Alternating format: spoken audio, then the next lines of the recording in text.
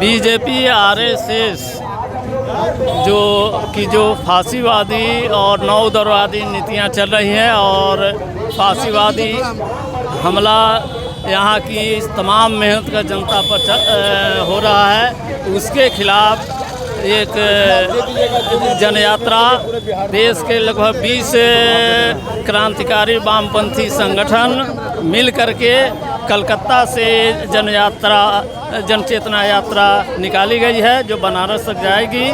कलकत्ता में 6 दिसंबर को कलकत्ता के से ये यात्रा चल रही है। आखिर क्या जरूरत पड़ गई?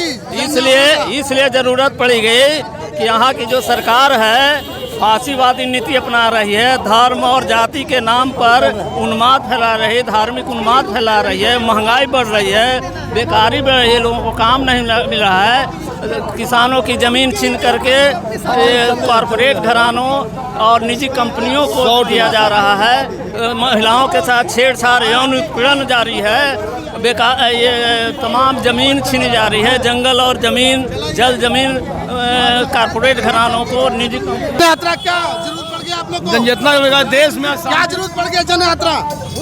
हम लोग कोलकाता से शुरू किए ये जन यात्रा क्योंकि देश भर में एक नया माहौल तैयार किया जा रहा है। जो देश हम लोग पहचानते थे, जहाँ पे बेरोजगारी के लिए संघर्ष होता था, जहाँ पे मिनिमम वेज के लिए संघर्ष होता था, फसल के मूल्य के लिए संघर्ष होता था, वो सारे चीज़ को बदल के धर्म का बंटवारा, जात पात का बंटवारा ये चल रहा है। तो ये देश को तोड़ने का जो षड्यंत्र है, वो लोग देश विरोधी है। जो भाजपा आरएसएस ये कोशिश कर रहा है कि हिंदू मुस्लिम सिख ईसाई के बीच में, दलित ब्राह्मण के बीच में ये भाग बंटवारा करते हुए हमारे देश को बिगड़ने का काम कर रहे हैं देशद्रोही लोग। हम लोग उसके खिलाफ ही जन चेतना यात्रा निकाले हैं कि देश का जो सही संघर्ष है, सही मुद्दा है, उसमें आओ और देश का जो खटने वाले, जो मेहनतकश, जो किसान मजदूर, जो छात्र युवा, इन लोगों का शिक्षा, लोगों का काम, किसान का फसल का दर, ये सब ठीक होना चाहिए। इसके लिए नया देश हम लोग बनाएंगे। हम लोग वो देश का संघर्ष कर ले, वही संदेश लेके।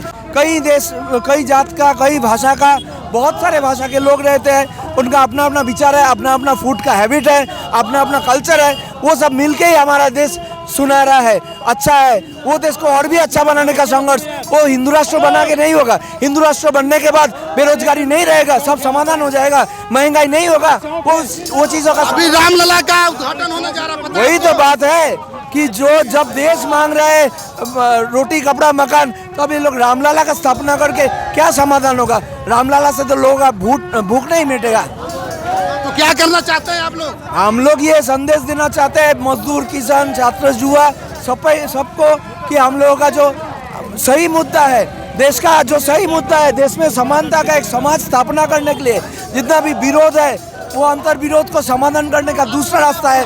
वो हिंदू मुस्लिम के रास्ता से नहीं होने वाला है, वो वर्ग संघर्ष के रास्ते से होने वाला है। वो जात पात के खिलाफ उत्पीड़ित राष्ट्रीयता का जो मुद्दा है, वो सारे चीज़ को एड्रेस करते हुए देश का राजनेताओं को भूमिका लेना चाहिए। जन यात्रा करने का क्या उद्देश्य है?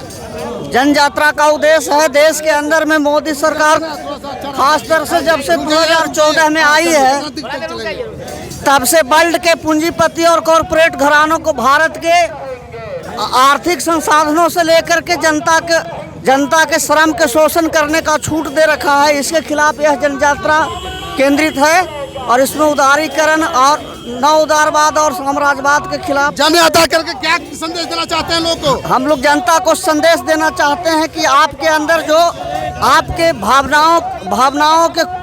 भावनाओं को संकुचित किया जा रहा है, इसे समझने की कोशिश कीजिए। भाजपा के बारे में बढ़िया से समझिए। क्या करेंगे, क्या कर रहे हैं जन यात्रा करके? जन यात्रा का मतलब है फांसीवादी नव उदारवाद के खिलाफ ही जन चेतना यात्रा है। फांसीवाद क्या है?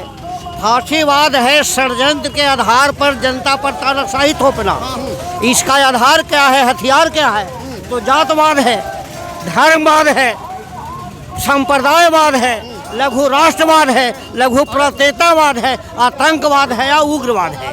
यही इनका नारा है और यही नारा दे करके जनता को बरगला रहे हैं और जनता की पर तानाशाही लाद रहे हैं। जो यहाँ जन यात्रा करके क्या संदेश देना चाहते हैं? संदेश देना चाहते हैं कि जो निजी सरकारी संपत्ति को जो निजीकरण कर रहा है, रेल बेच दिया, बंदरगाह बेच दिया, हवाई अड्डा बेच दिया, बेरोजगारी के अमर खड़ा है, हैं?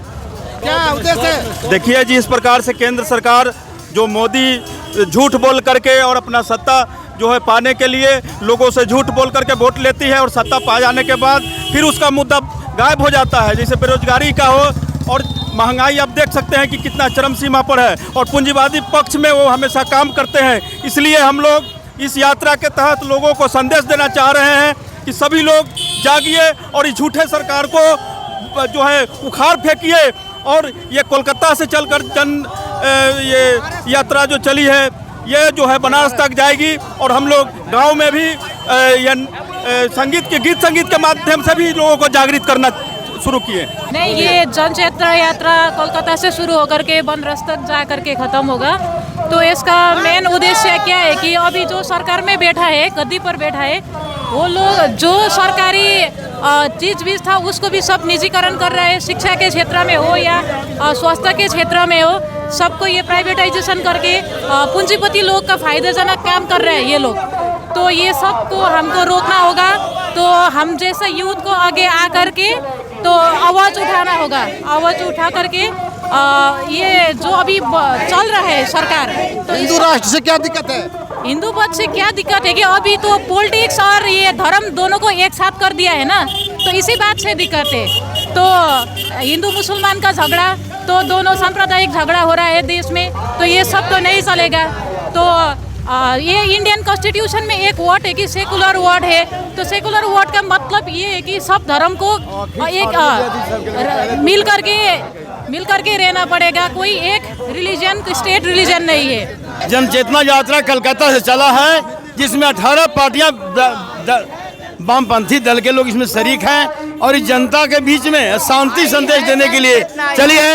यह पूंजीवादी व्यवस्था के विरोध में एक जन आंदोलन चला है जो गांव-गांव तक के यह एक लहर उठेगा और ये फांसीवाद जो व्यवस्था है, इस व्यवस्था के विरुद्ध में इतना बड़ा जन आंदोलन होगा कि इसको पलथा पलट देना है। इसी के विरोध में यह फॉरवर्ड लोक क्रांतिकारी और विभिन्न पार्टियां मिल करके यह जनचेतना रथ यहाँ से लेके कलकत्ता से वाराणसी तक के यहाँ जाएगा और इसमें सारे लोग सम्मिलित हैं। मैं आग्रह करूँगा, निवेदन करूँगा तमाम श्रमजीवी वर्ग से कि सारे लोग शरीक हों और इसमें हाथ में हाथ मिला करके आंदोलन करें। जनचेतना यात्रा कर रहे हैं, इससे क्या होगा समाज का? इस समाज में जो तमाम तरह के जो कमियां हैं, रोजगारी, बेरोजगारी, भूखमरी, अशिक्षा, स्वास्थ्य, अन्य जो दैनिक जो चीज़ें हैं उस पर दिन पर दिन दाम बढ़ रहे हैं। लोग बेकार हैं, बेरोजगार हैं और मोदी ने जो वादा किया था कि 15 लाख रुपया महीना लोग खाता में डालेंगे, काला धन वापस करेंगे। नहीं मिला क्या आप लोग को? आपको मिला? नहीं मिला। किसी को नहीं मिला। बेरोजगारी को करोड़ लोग का रोजगार देंगे, रोजगार मिला। कहना है कि जो देश की परिस्थिति है वो आम जनता के जीवन जीविका के बिल्कुल विपरीत है, उल्टा जा रही है देश की परिस्थिति। एक तरफ पूंजीपतियों का बेतहाशा विकास हो रहा है, दूसरी तरफ गरीब लोगों का जीवन दूभर होता जा रहा है।